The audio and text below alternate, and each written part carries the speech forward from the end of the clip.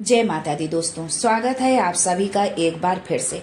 माँ भगवती आप और आपके परिवार पर अपनी कृपा दृष्टि सदा सर्वदा बनाए रखें।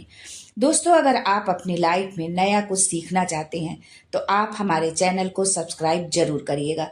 दोस्तों, शास्त्रों के नियमों के अनुसार इन 3 स्त्रियों को श्रावण सोमवार का व्रत भूल कर भी नहीं रखना चाहिए। दोस्तों, हिंदू धर्म में सावन के महीने को बहुत ही पावन माना गया है। ये महीना जो है शिव की आराधना के लिए सबसे उत्तम है।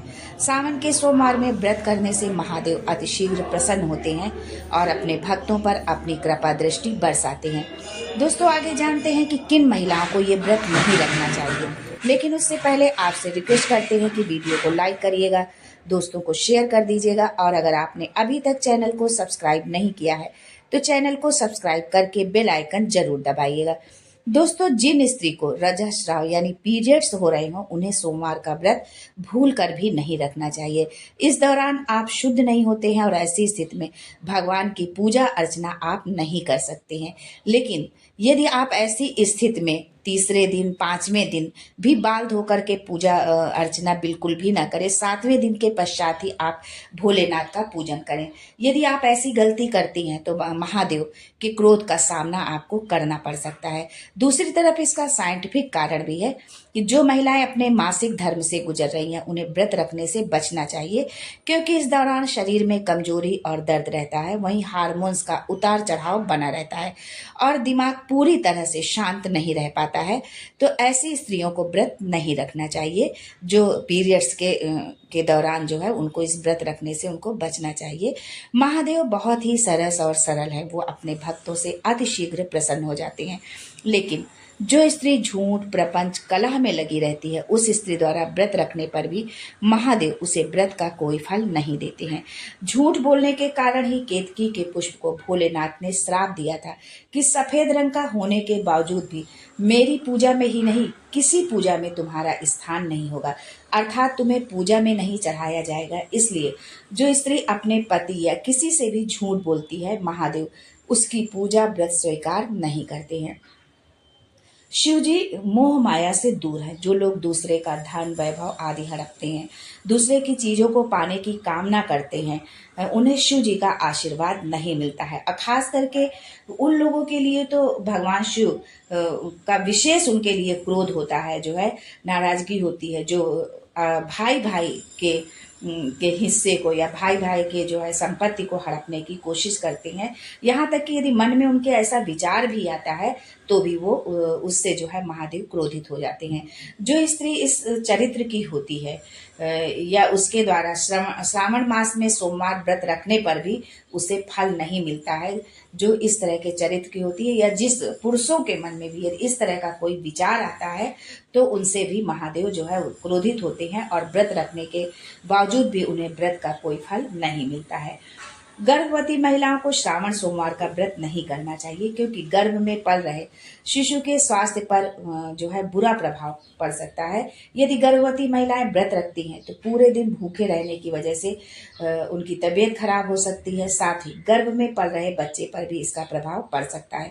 लेकिन गर्भवती महिलाएं प्रातः काल उठकर स्नान आदि के पश्चात भगवान शिव को जलाभिषेक करें, उनका पूजा अर्चना करें, दीप दान करें और भगवान शिव के मंत्र का जाप करें, जो है श्री शिवाय नमस्तुभ्यम, इस मंत्र का आप जाप करें। अगर यदि आप ऐसा करते हैं तो गर्भ में पल रहे बच्चे पर जो है सकारात्मक प्रभाव पड़ता है और वो प्रखर बुद्धि का होगा, जो उसकी बुद्धि जो है बहुत प्रखर होगी, बहुत शांत चित्त का होगा, जो है बहुत ही सरल होगा।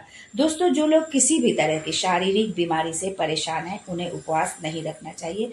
अधिकतर कुछ लोग बीमार होते हैं, उसके बावजूद मतलब उनको ये होता है कि नहीं हमेशा तो हम व्रत रखते थे तो हम व्रत उपवास रखेंगे। ऐसा आप भूल कर भी नहीं करें, क्योंकि ऐसा करने से आपके स्वास्थ्य पर इसका खराब असर पड़ सकता है।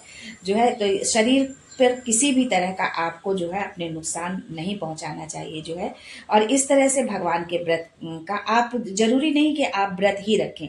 यदि आप पूजा करते हैं, मन से उनको याद करते हैं तो भी भगवान भोलेनाथ उसका जो है पुण्य आपको जरूर देंगे। जो लोग लंबी यात्रा पर है और यदि सोमवार पड़ गया यात्रा के दौरान, तो उन्हें ऐसी दशा में व्रत नहीं रखना चाहिए, क्योंकि यात्रा के दौरान आप व्रत के नियमों का पालन नहीं कर पाएंगे। तो आप व्रत न रखें, क्योंकि यदि हम व्रत के नियमों का पालन नहीं कर पाते हैं तो हमारे व्रत रखने का कोई जो है मतलब नहीं रह जाता है।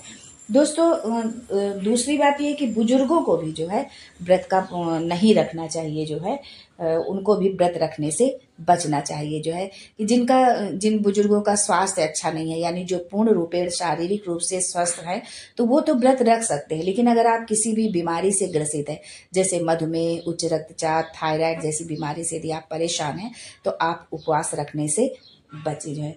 दोस्तों जिन स्त्री पुरुष ने विवाह किया है मगर सनातन हिंदू संस्कृति के अनुसार अग्नि के समक्ष 7 फेरे नहीं लिए हैं, तो ऐसे दंपति को भी व्रत नहीं रखना चाहिए। अगर वो व्रत रखते हैं तो उन्हें व्रत का कोई फल नहीं मिलता है। साथ ही भोलेनाथ और माता गौरी के क्रोध का भी सामना करना पड़ सकता है, क्योंकि जो हमारी संस्कृति है वो धर्म के अनुरूप जो है, हमारी संस्कृति के अनुरूप वो पति पत्नी नहीं है। क्योंकि जब हम अग्नि के समक्ष 7 फेरे लेते हैं तभी जो है हमें पति पत्नी का, भगवान की नज़र में भी हमें तभी पति पत्नी का दर्जा मिलता है। दोस्तों वर्तमान समय में सभी के पास समय का अभाव है या किसी और कारण से भी लोग कोर्ट मैरिज कर लेते हैं, यानी उन्होंने विवाह तो किया हुआ है पर हिंदू संस्कृति के अनुसार विवाह नहीं किया है, तो ऐसे दंपति को सावन सोमवार का व्रत नहीं रखना चाहिए। कहने का तात्पर्य है कि ऐसी स्थिति में यदि पति पत्नी दोनों एक साथ पूजा करते हैं तो उसका कोई लाभ नहीं मिलता है। इसलिए दोस्तों ये आपसे जो है हमारा निवेदन है कि यदि आपने कोर्ट मैरिज की हुई है लेकिन अपनी परंपरा के अनुसार जो है आपने विवाह नहीं किया है, अग्नि के समक्ष आपने यदि फेरे नहीं लिए हैं, तो आप समय निकाल करके जो है इस विधि को जरूर आप पूरा करें, क्योंकि बिना इस विधि के पूरा किए हुए जो है हमें जो है पति पत्नी का स्थान जो है भगवान की नज़र में भी हम नहीं होता है। दोस्तों बहुत से लोग जो है इसके अतिरिक्त और भी बहुत से लोग हैं जिनको कि व्रत रखने से बचना चाहिए। अगर कोई हमारे बुजुर्ग भाई बहन है और वो शारीरिक रूप से अस्वस्थ है तो उनको भी व्रत नहीं रखना चाहिए। यदि कोई बच्चे हैं और वो पढ़ाई कर रहे हैं तो उन पढ़ने वाले बच्चों को भी व्रत नहीं रखना चाहिए। हाँ पूजा पाठ आप करें जो है, लेकिन यदि आपके पढ़ाई में कोई व्यवधान ना हो, ऐसे में जो है आप उपवास नहीं रखें। भगवान भोलेनाथ बड़े दयालु हैं, वो अपने भक्तों के एक लोटे जल से भी प्रसन्न हो जाते हैं। तो आप पूजा अर्चना करें, व्रत ना रखें। यदि आप शारीरिक रूप से स्वस्थ नहीं है या कोई और कारण है तो आप जरूरी नहीं कि आप उपवास रखें, आप एक लोटा जल ही चढ़ा दें। हमारे गुरुदेव प्रदीप मिश्रा जी कहते हैं कि एक लोटा जल सब समस्या का हल। भगवान भोलेनाथ बहुत ही सरल सहज है, आपके एक लोटे जल से ही वो प्रसन्न हो जाएंगे। मान्यता है कि जो कुंवारी कन्या श्रावण मास में भगवान भोलेनाथ का व्रत रखती है उसे उसका मनचाहा वर मिलता है। जैसे पति की वो कामना करती है वैसा जीवन साथी उसको मिलता है। और सुहागने अगर ये व्रत करती हैं तो उनके पति की आयु लंबी होती है और पति जो है अपने जीवन में बहुत तरक्की करता है, घर परिवार में सुख समृद्धि आती है। इस व्रत में नमक का सेवन नहीं करना चाहिए, साथ ही दिन के समय सोने से भी बचना चाहिए। किसी भी व्रत में हमें दिन के समय सोना नहीं चाहिए। आज के लिए बस इतना ही दोस्तों, मिलते हैं अगले वीडियो में। तब तक के लिए हर हर Mahadev and thanks for watching my video.